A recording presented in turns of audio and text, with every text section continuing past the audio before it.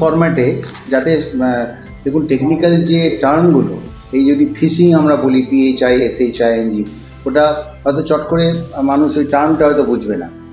তো সেই জন্যে কার্টুন ফরম্যাটে খুব সুন্দর মজার করে ভেবেলো, অনেক খাটাখাটি করেছে এর পেছনে।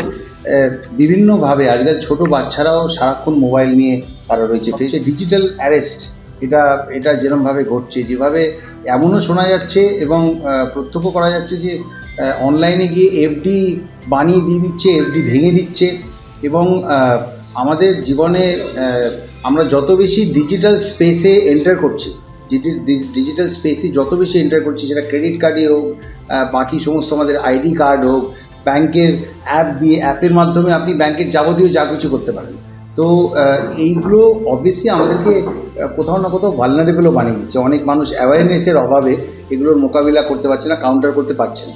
তো সেই জন্য এইগুলো খুব সহজ আকারে কার্টুন ফর্মে, গল্পের মতো যেরকম আমরা ছোটোবেলায় পড়তাম সেই আকারে